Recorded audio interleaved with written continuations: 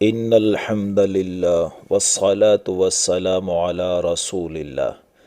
قرآن حکیم کلاس میں آج ہم انشاءاللہ سورۃ الانعام کی آیت نمبر 95 تا 98 کو سمجھیں گے۔ دیکھیے، اللہ کی طرف سے نازل کردہ ہدایت و رہنمائی اللہ کی اپنے بندوں پر سب سے بڑی نعمت و رحمت ہے۔ اس وحی الہی کے بارے میں گزشتہ 2 نشستوں میں لوگوں کے 4 غلط طرز عمل ہمارے سامنے آئے، پھر وہ جس بھیانک انجام سے دوچار ہوں گے اس کا بھی ذکر کیا گیا۔ اب اگلی آیات میں اللہ کے تعارف کے حوالے سے اللہ کے علم کی وسعت اور قدرت کاملہ کے چند مظاہر بیان کیے جا رہے ہیں۔ تو ان چند مظاہر کو دیکھیے۔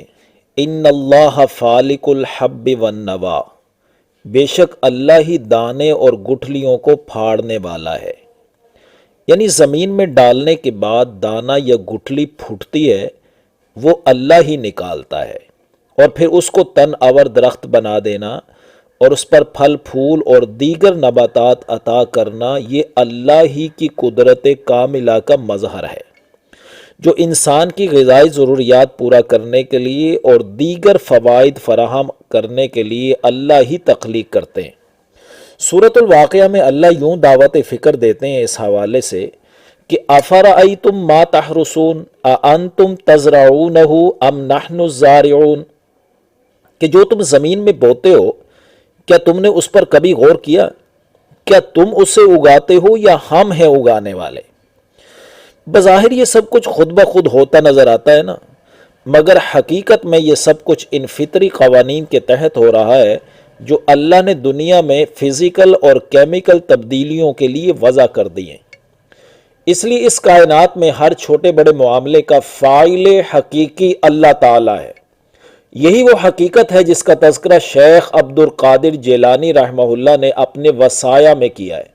وہ اپنے بیٹے کو وصیت کرتے ہوئے فرماتے ہیں، اے میرے بچے، اس حقیقت کو ہر وقت مستحضر رکھنا کہ لا فاعل فی الحقیقت ولا مؤثر الا اللہ، یعنی حقیقت میں فاعل اور مؤثر اللہ کے سوا کوئی نہیں۔ انسان کسی کام کا ارادہ تو کر سکتا ہے، لیکن اس کو وجود دینا انسان کے اختیار میں نہیں، وہ اللہ ہی کے اذن سے وجود میں آتا ہے۔ بہرحال اللہ تعالیٰ فرما رہے ہیں کہ یقیناً اللہ ہی دانے اور گٹھلی کو پھاڑنے والا ہے، اور آگے فرمایا یخرج الحی من المیت و مخرج المیت من الحی، وہ نکالتا ہے زندہ کو مردہ سے اور نکالنے والا ہے مردہ کو زندہ سے، یہ بھی اسی کا کمال ہے۔ پھر آگے فرمایا ذالکم اللہ فانا تؤفکون، لوگو یہ ہے اللہ تو تم کہاں الٹے چلے جا رہے ہو؟ تمہیں تو اسی قادر مطلق کی عبادت کرنی چاہیے، اس کے ساتھ کسی کو شریک ٹھہرا کر الٹے متضاد راستوں پر نہیں چلنا چاہیے، اور اسی کی نازل کردہ ہدایت و رہنمائی کو حرز جان بنانا چاہیے۔ آگے فرمایا فالق الاصباح وجعل اللیل سکنا والشمس والقمر حسبانا، یہ وہی ہے جو صبح کی روشنی کا پھاڑنے والا ہے، یعنی رات کی سیاہی کا پردہ پھاڑ کر صبح کی روشنی کو نمودار کرنے والا، اور اس نے رات کو باعث سکون بنایا اور سورج اور چاند کو حساب کا ذریعہ بنایا، سورس بنایا۔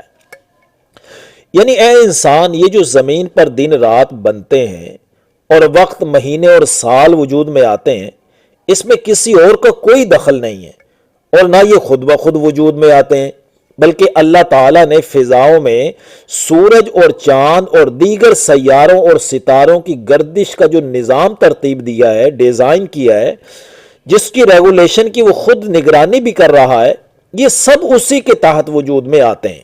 فاعل حقیقی صرف اللہ ہے۔ زمین پر نظام زندگی تبھی ممکن ہوا ہے نا جب اللہ نے یہ نظام تخلیق کیے اور خود اس کو چلا بھی رہا ہے۔ جس طرح ان کہکشاؤں کو تخلیق کرنا کسی اور کے بس کی بات نہیں ہے، اسی طرح ان کو چلانا، ان کی ریگولیشن، وہ بھی کسی کے علم و قدرت میں نہیں ہے۔ اس لیے آیت کے آخر میں فرما رہے ہیں کہ ذالک تقدیر العزیز العلیم، یہ اندازے اس ذات کے مقرر کیے ہیں جو قدرت والا، علم والا ہے۔ ظاہر ہے اگر کہکشاؤں کی گردش کی ٹائمنگ اور ان کے فاصلوں کا توازن کم زیادہ ہو جائے تو یہ ساری کائنات آپس میں ٹکرا کر تباہ ہو جائے۔ وہ ان تمام نظاموں کو قیامت تک برقرار رکھے گا اور دن قیامت پھر سب ختم کر دے گا، سب ٹکرا جائیں گے۔ اگلی آیت دیکھیے، وَهُوَ الَّذِي جَعَلَ لَكُمُ النُّجُومَ لِتَهْتَدُوا بِهَا فِي ظُلُمَاتِ الْبَرِّ وَالْبَحْرِ، اور اللہ تعالیٰ وہ ذات ہے جس نے تمہارے فائدے کے لیے ستارے بنائے۔ ان میں ایک فائدہ یہ ہے تاکہ تم اس کے ذریعے خشکی اور سمندر کے اندھیروں میں راستے معلوم کر سکو۔ آج سائنسی ترقی کے باوجود بھی بری اور بحری سفروں میں، حتیٰ کہ فضائی سفروں میں بھی ستاروں کی روشنی انسانوں کے لیے انتہائی مفید ہے۔ یہ سمتوں کو متعین کرنے میں معاون ثابت ہوتے ہیں۔ گویا یہ سب انسانی زندگی کو فائدہ پہنچانے پر مامور ہیں۔ انسان کا مقصد زندگی کچھ اور ہے۔ آج بھی ملکوں میں اکثریت دیکھیے دیہاتی زندگیوں پر مشتمل نہیں ہے، جہاں اندھیروں میں ان ستاروں کا وجود انتہائی اہمیت کا حامل ہے۔ یاد رہے یہ ستاروں کا صرف ایک فائدہ ہے، دیگر فوائد قرآن کی دیگر آیات میں مذکور ہیں۔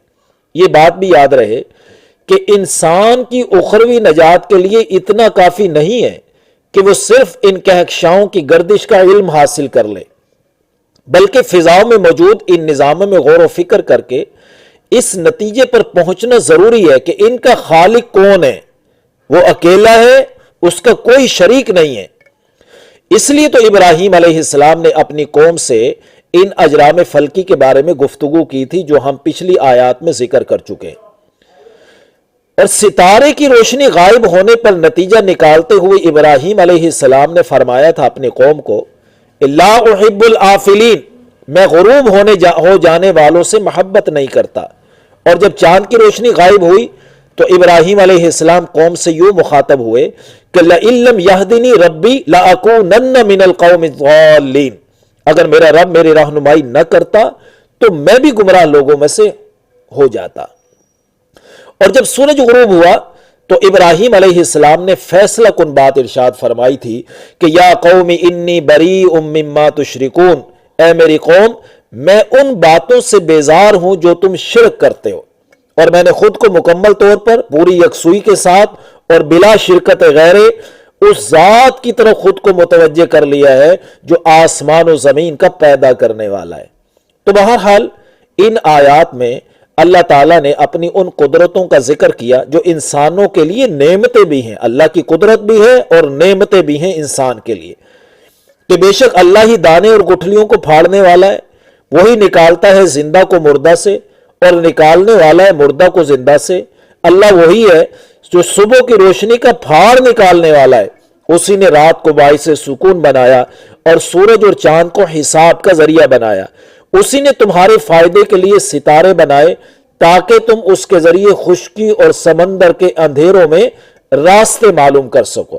جب اللہ نے یہ باتیں بیان کر دی تو آگے فرمایا قد فصلنا الآیات لقوم یعلمون، ہم نے اپنی آیات نشانیوں کو تفصیلاً بیان کر دیا ہے ان لوگوں کے لیے جو جاننا چاہتے ہیں، یعنی جو لوگ ان مظاہر فطرت میں غور و فکر کر کے درست نتیجے پر پہنچنا چاہتے ہیں، اس کو جاننا چاہتے ہیں، یہ تفصیلات ان کے لیے انتہائی مفید ہیں۔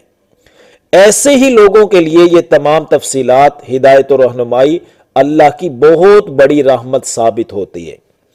آگے فرمایا وَهُوَ الَّذِي أَنشَأَكُم مِّن نَّفْسٍ وَاحِدَةٍ فَمُسْتَقَرٌّ وَمُسْتَوْدَعٌ، اور اللہ تعالیٰ ہی وہ ذات ہے جس نے تمہیں ایک جان یعنی آدم علیہ السلام سے پیدا کیا، پھر تمہارے لیے ایک مستقر اور ایک مستودع ہے۔ مستقر مستودع یہ دو الفاظ ہیں، اس کی تفسیر میں مفسرین کے کئی اقوال ہیں۔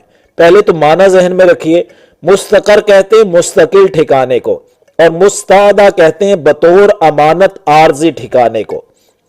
تو یہ جو کئی اقوال ہیں ان کا مطلب یہ ہرگز نہیں ہے کہ ان کی آپس میں کوئی مخالفت ہے، بلکہ اگر ان تمام اقوال کا انسان کو علم ہو جائے تو ایک عنوان کو تمام زاویوں سے سمجھنا آسان ہو جاتا ہے، تصویر کے تمام رخ سامنے آ جاتے ہیں۔ ان دو الفاظ کی تفسیر کرتے ہوئے اگر مفسر کے ذہن میں باپ کی پشت اور ماں کا رحم ہو، ان دو مقامات پر نطفہ ٹھہرنا ہوتا ہے۔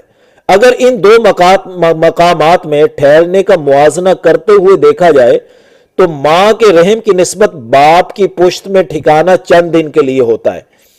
تو جنہوں نے ان دو مقامات کو مد نظر رکھا انہوں نے فرما دیا کہ مستودع سے مراد باپ کی پشت مراد ہے اور مستقر سے مراد ماں کا رحم ہے۔ اور اگر کسی مفسر نے ماں کا رحم اور دنیاوی زندگی کو مد نظر رکھا تو اس نے ماں کے رحم کو مستودع قرار دے دیا اور دنیاوی زندگی کو مستقر قرار دیا۔ اور اگر کسی مفسر نے قبر و برزخ اور دار آخرت کو مد نظر رکھا تو چونکہ دار آخرت کے مقابلہ میں قبر و برزخ کا ٹھکانہ چند روزہ ہے تو اس نے فرمایا مستودع سے مراد قبر و برزخ ہے اور مستقر سے مراد دار آخرت ہے۔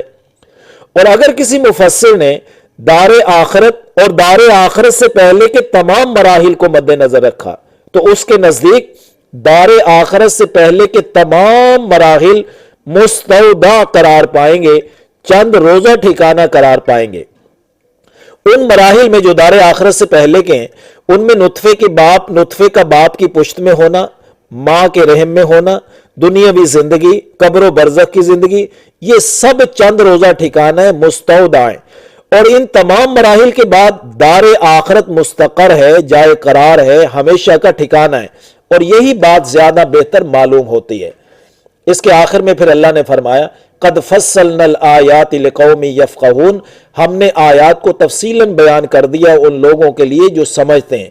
تو اللہ تعالیٰ سے دعا ہے کہ وہ ہمیں ان دلائل آفاقی و انفسی پر غور و فکر کر کے درست نتیجے پر پہنچنے میں ہماری مدد فرمائے، آمین یا رب العالمین۔